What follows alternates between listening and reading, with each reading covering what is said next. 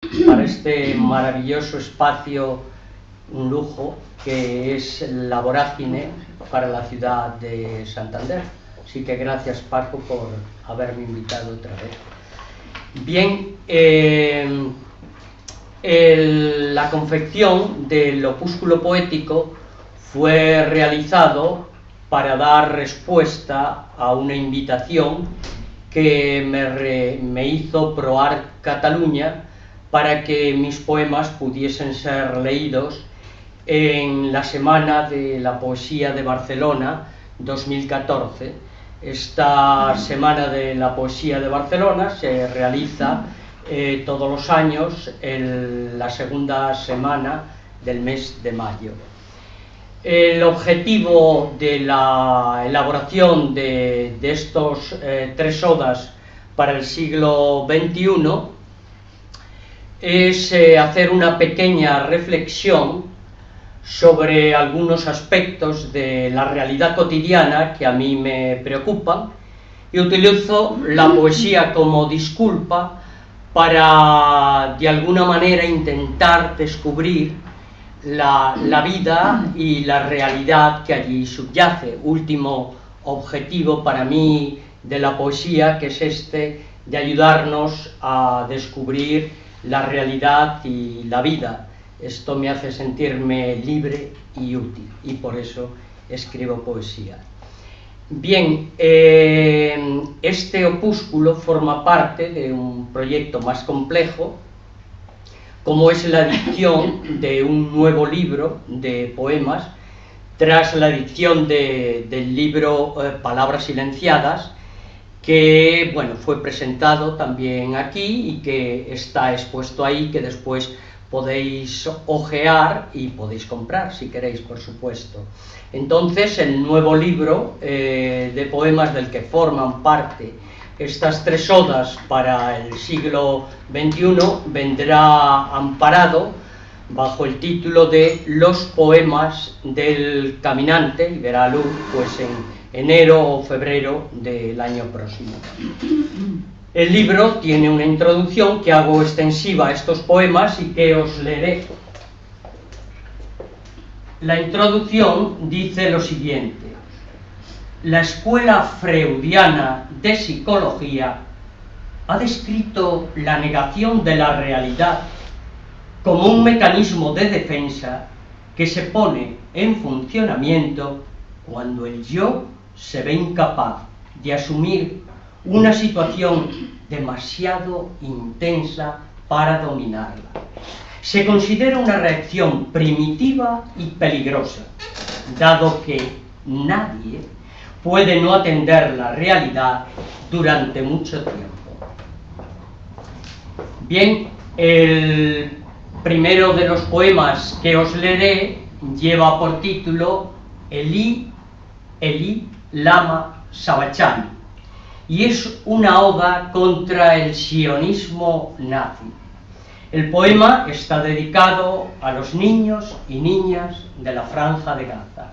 y tiene una pequeña introducción de un magnífico poema que supongo que todos conocéis, como es El niño yuntero, del poeta destruido por el fascismo español Miguel Hernández. Bien, y dice lo siguiente: carne de yugo, ha nacido más humillado que bello, por el cuello perseguido, por el yugo para el cuello. Nace como la herramienta a los golpes destinados de una tierra descontenta y un insatisfecho arado. Eli, Eli, lama sabachthani. Y la luz buscó otro refugio mientras tú y yo nos cruzamos sin mirarnos, y la niebla avanzó, meciéndote en su manto. Yo he visto ángeles confusos besándose en el parque para apagar su sed, y dicen que los habitantes de esas míticas ciudades de Oriente tuvieron miedo de su estirpe y por ello les arrojaron del paraíso transgresores de la ley del Señor, su Dios, y fatigados, con las sandalias destrozadas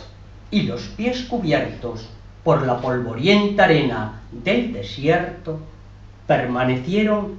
sombríos, preguntándose por su pecado, y el sol se ocultó a su paso, y su piel, bronceada y tersa, se volvió blanca y quebradiza, como de leche, y la luna fugitiva iluminó su nefanda mancha, el mítico castigo a su pecado, y cayeron presos de la ira del Señor los imperios, y perecieron a cientos y a miles en las llamas de Sodoma, y huyeron por los caminos de la tierra, vomitando sus apestadas abominaciones. Y bajo el clamor de sus gritos se estremecieron los valles, y las cosechas se secaron a su paso, y fueron despojados de la sonrisa y de los sueños. Y, escarnecidos y con temor, vuelven sus ojos cansados hacia la noche incierta, y entre sollozos y gritos inocentes se pierden por los caminos más angostos estos hijos vilipendiados de Heracles, y rechinan los dientes y la piel se eriza, pero el amado Hilas no volvió, y perdidos irremisiblemente entre las sombras se yerguen altivos los puños crispados de las mitologías olvidadas, y se agrietan los plateados brillos de su frente, y reverdecen con hiedra los mármoles gastados de los un día enhiestos soportales, y los antiguos templos se destruyen, tocados por la erosión del inclemente sol, y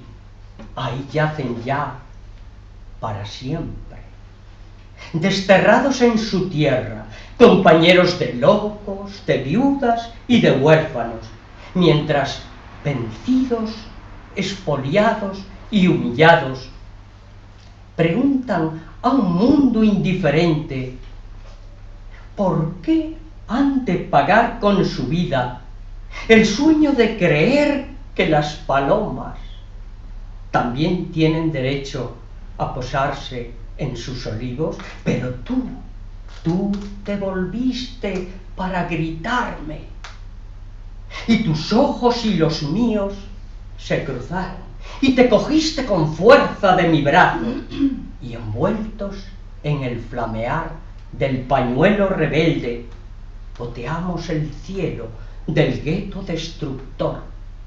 cuando entre la calidez humeante de las pálidas cenizas de un crimen selectivo justificado, vimos cómo levantaba la cabeza una aparentemente indefensa florcilla, engalanada con la estrella de David, que alimentada cuidadosamente con carne quemada para defender una tierra sagrada, ahora maldita, y arrullada persistentemente con el ronroneante recuerdo del calor pestilente de unos antiguos hornos, inhalaba con gula el profundo olor de otra carne quemada, mientras maleducada y caprichosa, protegida por mimos y halagos, iba siendo amorosamente germinada para volver a convertir el mundo en cómplice silencioso de otra barbarie humana, afectando el nombre de la mítica ficción literaria de la alianza de Yahvé con Moisés, la implantación de un nuevo Hitler, esta vez judío, por la calentura de la puta perra que lo parió, discernidor de lo mío y de lo tuyo, como premio disuasorio por la persecución durante siglos a ese pueblo inocente, por la simple razón de ser lo que es. arrogándose por ello la sinrazón de ser lo que no es, escogido divino y propietario único de una tierra compartida. La falsa verdad de no permitir que la realidad destruya el mundo idealizado por los engaños heredados está confundiendo la apariencia con la esencia, propiciando el nacimiento de una nueva especie humana, la de los sionistas nazis, exterminadores democráticos, seguidores de rastros invisibles que, unidos bonete en cráneo y manchados de sangre, gritan al mundo que son el pueblo elegido por el Dios que inventaron. El sueño de la razón debe subordinarse finalmente a defender la pena de crear monstruos que aguardan esperanzados que la muerte de los viejos de la tierra ocupada producirá la desarticulación de la memoria de los hijos y nietos sometidos para que se cumpla esa gran aberración de la historia humana que justifica la actual paz vitriólica de una genuflexión particular. Aceptar al sionismo nazi, si no quieres te tilden de antisemita, la adjetivación de legitimidad moral a la caza humana en su coto circo privado de la Franja de Gaza por Maquiavelo hacia Yahvé. Elí, Elí, lama sabachthani.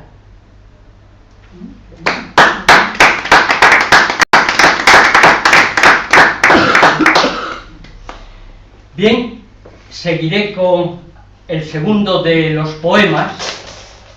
que en este caso lleva por título Oh ciudad perdida de los incas, y es una oda contra la naturaleza.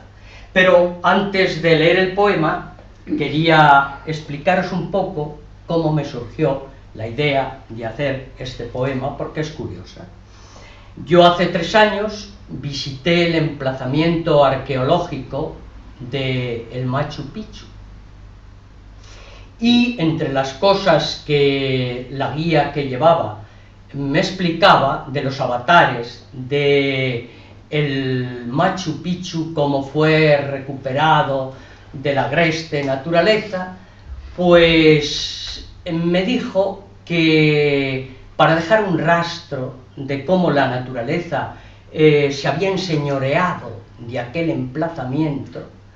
pues se había dejado en una de las muchas terrazas que hay, en la más grande, un árbol muy alto, como testimonio, como memoria de cómo la naturaleza había agredido aquella maravilla de emplazamiento arqueológico. Pero claro, cuando yo estaba allí no veía el árbol, y entonces la guía me dijo qué es lo que había pasado, y es lo curioso de la historia. Los exreyes de España, don Juan Carlos y doña Sofía, habían visitado Perú y habían manifestado su interés por de alguna manera el llegar al emplazamiento arqueológico del Machu Picchu. Llegar allí es complicado porque hay que tomar un tren que te adentra en la alta selva amazónica, y a partir de ahí tienes que subir con un autocar, una carretera endiablada, y entonces, claro, tan egregios monarcas, pues, claro, no debían hacer ese trayecto. Entonces se pensó cómo podemos traer a estos personajes al emplazamiento arqueológico, y pensaron la cosa más normal, por medio de un helicóptero. De manera que, bueno, vieron donde el helicóptero podía posarse, y el único sitio que quedaba era precisamente este recuerdo que había de la memoria. Y decidieron cortar el árbol, de manera que el árbol había desaparecido. Los reyes llegaron, por supuesto, por los cielos, como nuevos conquistadores, al emplazamiento que las hordas españolas no habían logrado conquistar, y a mí enseguida me vino, la colonización continúa, ¿no? Y digo, quiero escribir algo sobre este magnífico lugar, y así surgió este oda contra la naturaleza. Y entonces tiene una pequeña introducción de un comentario que sobre la poesía hizo el poeta Juan Ramón Jiménez, que dice lo siguiente: porque no se trata de decir cosas chocantes, no, sino decir la verdad, sencillamente la mayor verdad, y del modo más sencillo posible. Odio la naturaleza. Odio su lógica divina, su apabullante arrogancia, su capacidad innata de reproducirse, su exultación y sus leyes violentas, su imposición destructiva sobre las criaturas más desfavorecidas de su reino. Pero entre todos mis odios más sutiles a esa madrastra Pachamama está el odio a su insensibilidad frente al dolor humano. Laudada por maestros paisajistas y agropecuarios poetas como Turner, Constable, Warwood o Gis, permanece ciega, sorda y muda durante generaciones, siglos, edades estelares, incapaz de nimbar o detener el más nimio descarrío a sus múltiples acciones destructivas para aliviar el dolor que infringe a las más desfavorecidas criaturas de la indefensa especie humana. Alejada y ajena a ese sufrimiento, continúa derrochando el poder destructivo de su furia que nos dice: el débil sucumbe y el fuerte combate, negándose a aceptar la gracia incuestionable de lo que hizo posible la aventura evolutiva humana, la herramienta que nos ayudó a levantarnos para descubrir el camino que nos conduciría a poder domesticar la naturaleza y hacerla fecunda y habitable, poniendo coto así a las leyes por las que se rigen las fieras y los mercados financieros. Odio por ello la naturaleza, cuna de insensibilidades. Odio la lógica natural por la que se rigen las leonas cuando buscan alimento en las plácidas praderas africanas para saciar el hambre de sus crías. Odio a los mercados financieros que, imitando el comportamiento de las leonas, desmiembran a la víctima más débil para sobrevivir. Y odio la ignorancia de la carcunda humana, atrapada en la telaraña del delirante concubinato de mafias religiosas y políticas, creadoras del insensible sistema económico que refleja las leyes y el comportamiento de la naturaleza, aventando las virtudes del olvido y ahormando la desmemoria hacia aquello gracias a lo cual vosotros y yo nos hemos convertido en humanos, lo que hizo posible la construcción de la perfección sonora, oh ciudad perdida y reencontrada, paraíso de los incas, de esta grandiosa arquitectura pétrea, enclavada en el cielo, cuyo contorno, envuelto en tenue bruma, se confunde con los agrestes peñascales de granito y las profundas gargantas horadadas que conforman la cordillera andina del Vilcabamba para imponerse sobre la densa selva amazónica que la quiso aprisionar y silenciar, con el Urubamba a sus pies para mecerla día y noche con la tronadora musicalidad y el cabrilleo de sus aguas heladas antes de despeñarse indefensas para pelotonarse con estrépito al ser succionadas por las grietas horadadas de los cíclopeos aluviones de su cauce y dominando los 4 puntos cardinales del planeta, desde el grisáceo torreón del Intihuanaco, como guía, atadura solar y altar sagrado del poder que unificó la trilogía de la serpiente, el puma y el cóndor. ¿Cómo olvidar, oh Machu Picchu, ciudad de piedra, las herramientas que hicieron posible retornar a la luz tu arquitectónica armonía, que planeando con majestad solemne, como las alas del ave sagrada empanachada, te recuperaron de entre las garras maléficas de costra agreste, raíces, maleza y hojarasca, sacando al aire libre a esta piedra germinal, sol sacerdotal de la creatividad humana, que desplazó de las puertas del cielo al mítico paraíso terrenal, creado por un dios alfarero de la especie humana y arquitecto perennium aeternum de la naturaleza, concebido por los antiguos profetas durante el sueño, en la nebulosa ventana que precede a las pesadillas, en una tormentosa y errática noche dipsomaniaca, sueño también defendido por mercenarios, alféreces y mercaderes, impulsores de la colonización americana, con Colón y el genocida Pizarro a la cabeza, que in nomine Domine nostre, con la cruz de Cristo a la espalda como misión, la espada entintada en sangre como razón de fe, la coraza de hierro y el yelmo calado como vestido, el cañón y la pólvora como mensaje y el lomo del caballo como montura, para mayor gloria de Dios, del reino de España y de esas hordas adoradoras del oro y de la plata que quisieron imponer la ley y el orden del viejo mundo a esta viva perfección,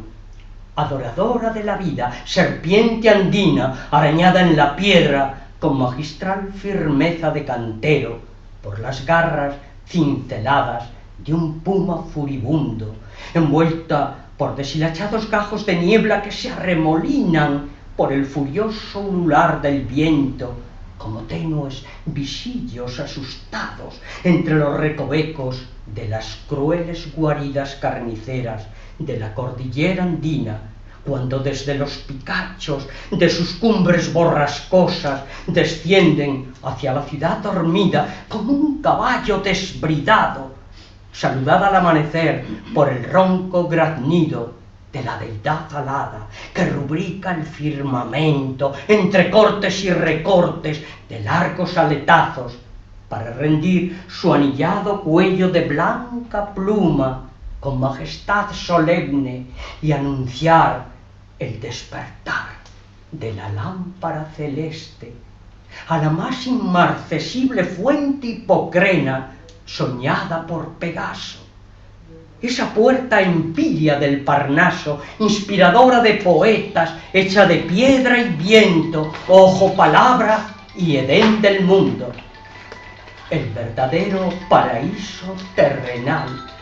divisado desde las almenadas cumbres que rodean la ciudad perdida del Machu Picchu.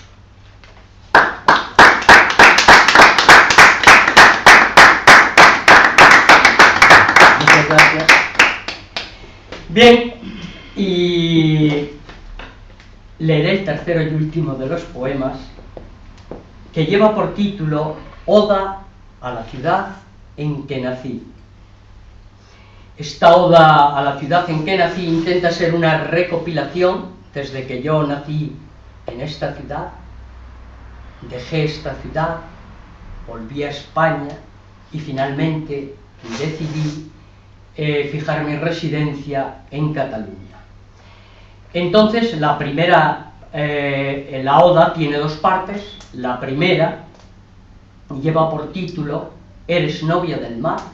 y la segunda Alea jacta es, una expresión latina que quiere decir la suerte está echada. Y tiene una pequeña introducción de un magnífico poema por la paz y la libertad del poeta Jaime Gil de Viedma, que expresa de alguna manera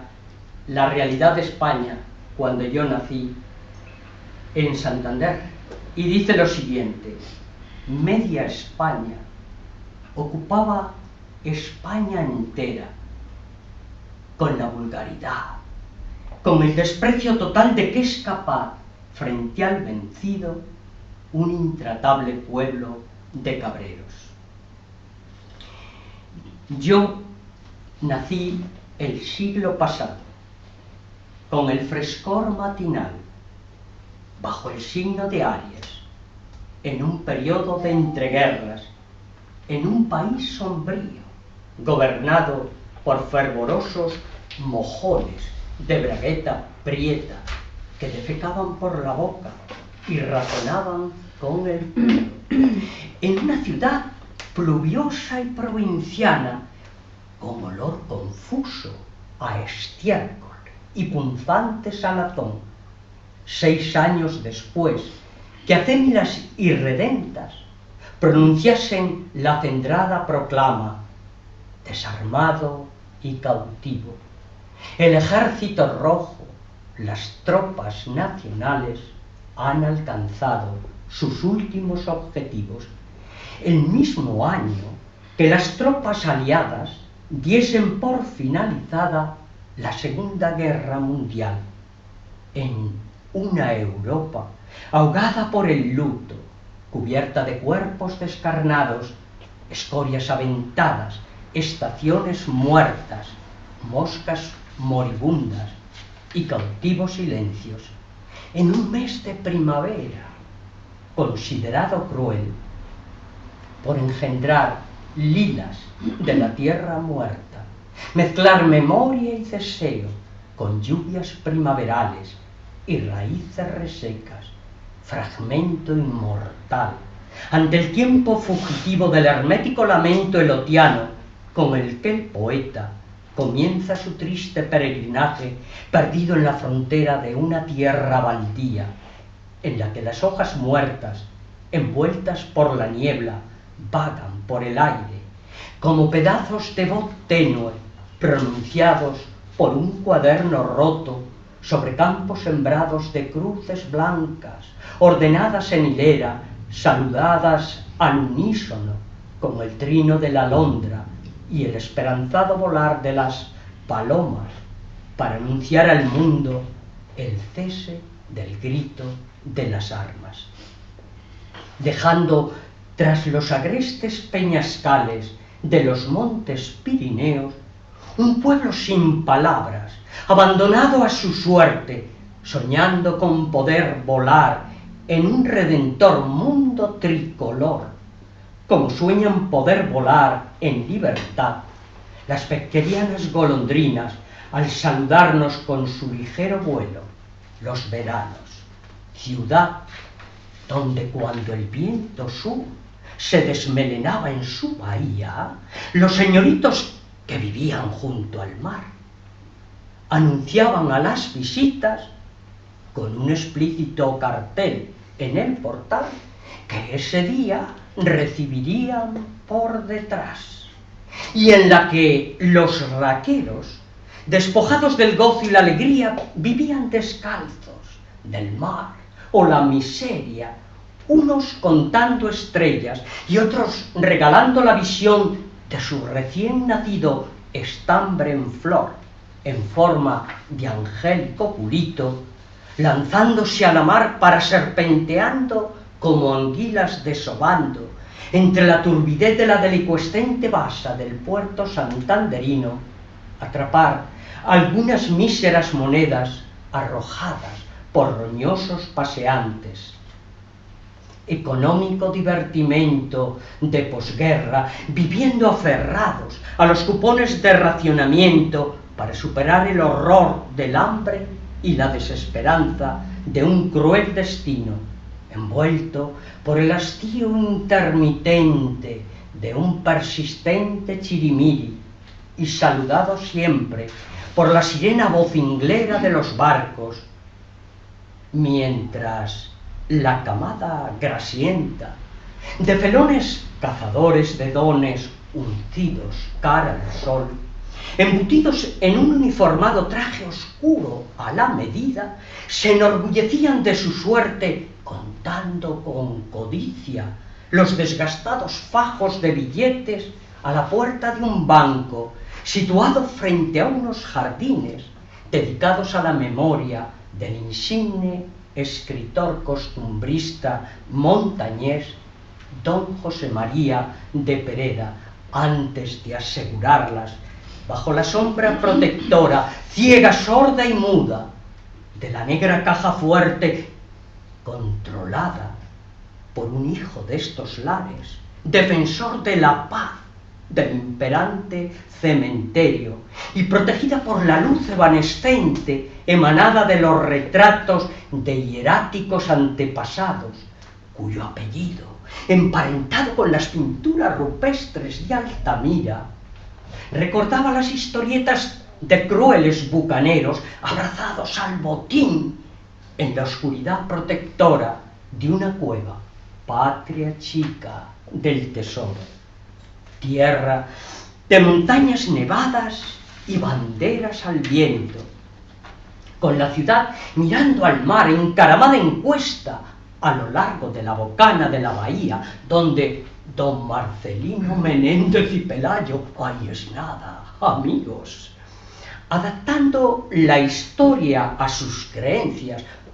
tal vez inspirado por el viento loco de la tierra y posiblemente influenciado por la quijotesca confusión de no diferenciar molinos de gigantes, escribió su afamado requilorio de su patriótica soflama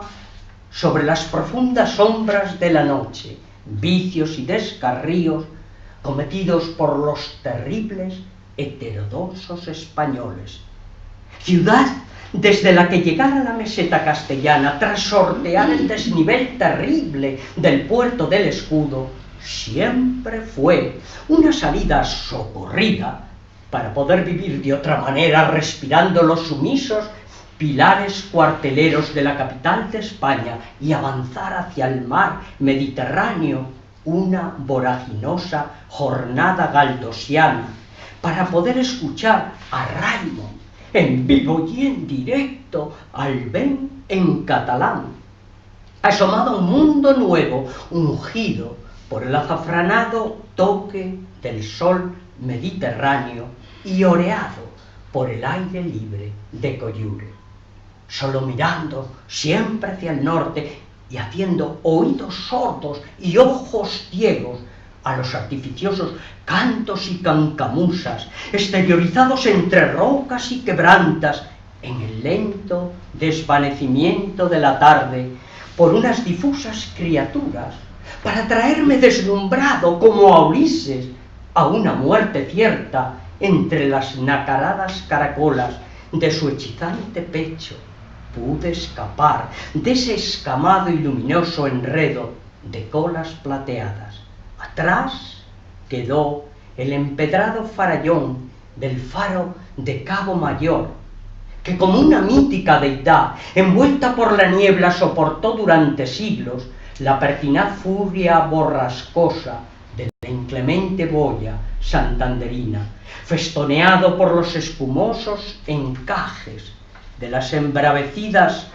trombas marinas, al precipitarse en torbellino sobre las más cíclopeas oquedades salobres sobre las que se sienta, rendido con humildad ante la enceguecedora belleza zigzagueante de la luz arrojada de los rayos sobre las espumosas crestas aladas de las olas, en un lóbrego atardecer con galerna, para gritando arrebato y casi sin aliento poder serpear esa abrupta y conmovida espesura rocosa, dejándome arrastrar por el viento impetuoso, la furia de las corrientes marinas, el cintilar de las estrellas y los irisados destellos de los cometas errantes, escapando allende la mar oceana, hacia Vulcania, con la pupila herida, casi ciega por la lluvia, preso de un sueño tejido por el alba en pos del color de la rica filigrana de la voz de la utopía, surcando los hondos mares, ignotos mares, mares de azul profundo, apostatando de la indolencia de una educación sombría en el negro agujero de mi pobre barrio de San Roque, hoy San Celedonio, gracias a las espesas mocarriadas, propiedad de quién sabe qué ombligo victorioso. Allí quedó también abandonada la sinapsis que permite conectar el corazón con la memoria. Y reconozco cuán poca raíz identitaria perla el barniz de sus dendritas, llevándome conmigo en la maleta. Un corazón con un par de ojos tempestuosos, abiertos como oídos, que querían acostumbrarse a escuchar crecer la hierba fresca, recubierta por estivales margaritas, y la persistencia inseparable de la fatalidad de la memoria, que en el duermevela que precede al sueño me visita en la cama algunas noches para recordarme las voces pasadas que me engañaron, obligándome a practicar la desmemoria, los arenosos caminos por los que transité para aprender a preservar viva mi identidad, y las turbias fuentes de las que bebí para poder ser yo mismo, cuando medio consciente del pantano en que vivía, entonaba un apesadumbrado mea culpa al acostarme, que soñaba con crear entre las nubes un mundo nuevo en libertad para poder transformar la oscuridad de una vida enjaulada y fútil en un sueño de sed de vida y libertad, y creyendo que nada estaba escrito, que la existencia de Dios no era una predestinación fatal, sino una bien elaborada fantasía plena de resignada retórica, y el futuro una puerta abierta que no necesitaba de callado alguno como vía, decidí dejar de ver el mundo como querían lo viese para irme a soñar despierto 3 años a Inglaterra. De la por entonces considerada pérfida Albión, volví al inquietante paisaje de la carpetobetónica España, con la piel más reseca y recia, pero mucho más sabia. Descubrí que para librarme del odio, todas las patrias del mundo tenían que ser la mía, que el deseo sexual se incrementa con los años y que era demasiado tarde para fingir tener amnesia, creyéndome la historia de que regresaba a un país en el que ya no había muerto que no tuviese sepultura. Por ello, liberado del negro temor al pecado y su castigo, y a cambio de dar al dolor cobijo, decidí abandonar esa cultura de cristianismo civilizador, amante del toreo y enferma desde siempre, a la que con tanto ahínco decían era la mía, y queriendo asemejarme a las insignificantes moscas golosas, a las que con tanto amor don Antonio Machado cantara, me convertí en un rojo apátrida, rebelde y conspicuo ateo, con memoria irreductible, pero sin escudo ni casa solariega. Bien, la segunda parte del poema, que como os he dicho lleva por título Alea Jacta Es, tiene una pequeña introducción de una magnífica obra de teatro, Los días felices, de el autor irlandés Samuel Beckett, y dice lo siguiente: hoy he tenido un día feliz, pero ¿habrá otro día feliz? Después de todo, no puedo quejarme. Por no poder vivir lo establecido, ni encontrar ayuda alguna en la batalla, abjuré del futuro prometido, rompiendo la tradición con un requiebro. Y para aliviar el desengaño, me fui a Cataluña para ser armado caballero en el arte de Thalía y Melponeme, viviendo desde entonces en un camino que creía interminable, donde no se divisaba nunca el horizonte, y el caminar me proporcionaba al levantarme vida nueva en cada esquina. Ese era el único argumento de mi vida, representado día tras día en el cambiante escenario de sueño y ficción de un pequeño teatro itinerante que yo iba construyendo a mi medida. Un teatro en el que sin prisa y estudiada parsimonia buscaba algo que no existe, un sueño, una quimera, queriendo alargar indefinidamente ese sueño lleno de ruido y furia por un idiota concebido que nada significa y que también en la boca de Hamlet, el bardo de Aponeibon, definiera.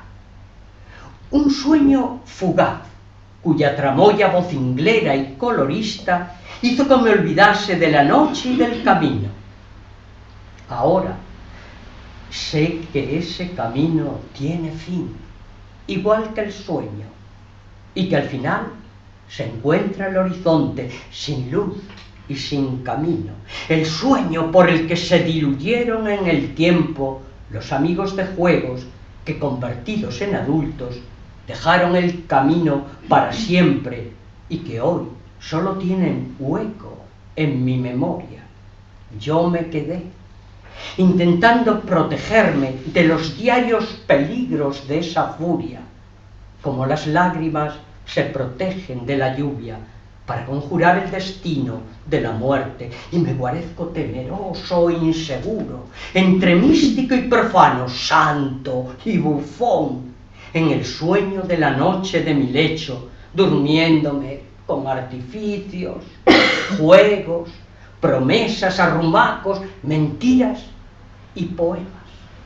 buscando algo que no existe para intentar olvidarme del camino, que ahora sé que tiene fin igual que el sueño. Pero a la mañana siguiente,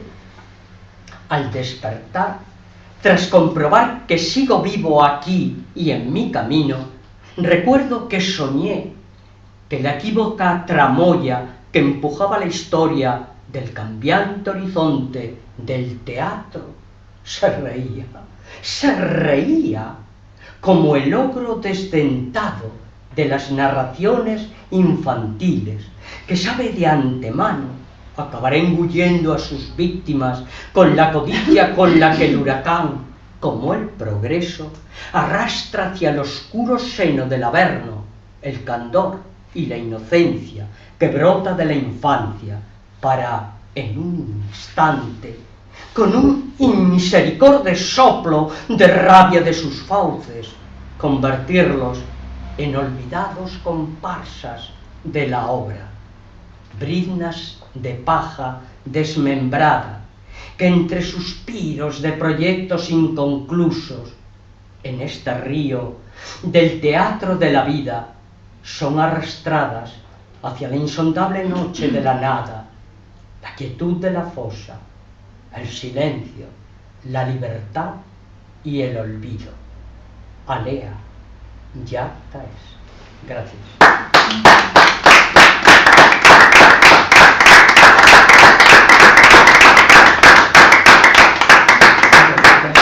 Si queréis, hablamos unos minutos sobre lo que queráis. Divino humano, me preguntáis.